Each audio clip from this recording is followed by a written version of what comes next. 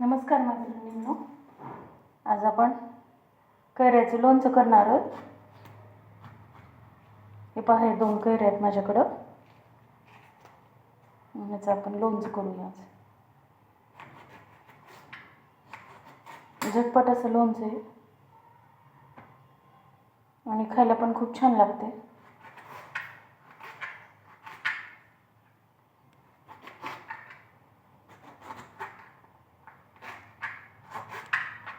आंब्याला कोळी लागलेली आहे, त्यामुळं कट करण्यासाठी थोडा त्रास होते. त्यामध्ये लसूण आणि मीठ आणि हळद एवढंच वापर करणार आहोत आपण. 2-3 दिवसासाठी हे लोणचं छान लागतं खायला. बघा, ही केशर आंब्याची कैरी आहे, थोडी आंबटच आहे.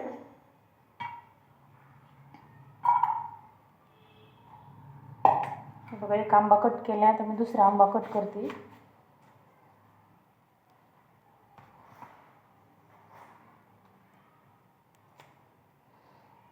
उन्हाळ्यामध्ये आंब्याची पन्हई करते. आणखीन काय मोठे आंबे झालेले नाही आहेत, छोटेसेच आंबे. आपण दुपारच्या जेवणामध्ये असं लोणचं करू शकतो आंब्याचं. आंब्याची चटणीची रेसिपी पण मी दाखवणार आहे.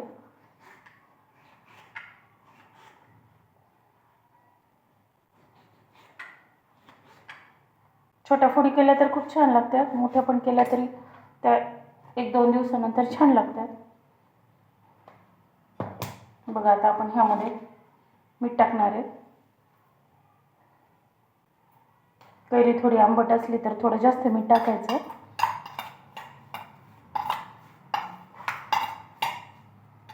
आता यामध्ये मी लसणाची थोडी पेस्ट केलेली आहे.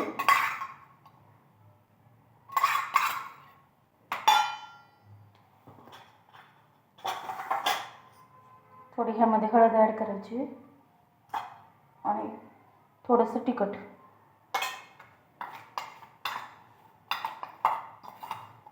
हे का,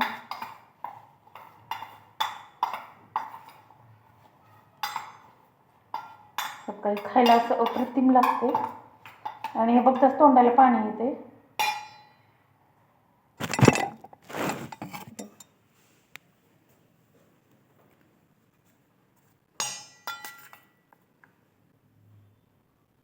बघा, तुम्ही असं दुपारच्या जेवणामध्ये उन्हाळ्यामध्ये करू शकता. खूप लवकर होते हे आणि 2-3 दिवसासाठी हे भरणीमध्ये, प्लास्टिकच्या भरणीमध्ये, काचेच्या भरणीमध्ये भरून ठेवलं तर राहते. त्यामध्ये आपण शेंगदाण्याचे कुटे ॲड करू शकतो, पण शेंगदाण्याचा कुटा ॲड केलं की 1-2 दिवसानंतर त्याचा थोडा वास येतो. बघा, आवडलं तर करून बघा, चॅनलला सबस्क्राईब करा.